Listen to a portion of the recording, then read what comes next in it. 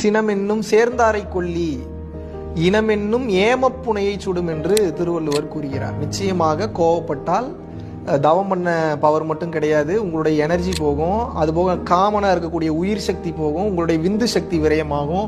அதை கடந்த நிலையில் உங்களது செல்களை அழிக்கக்கூடிய வலிமை இந்த கோபத்திற்கு உண்டு.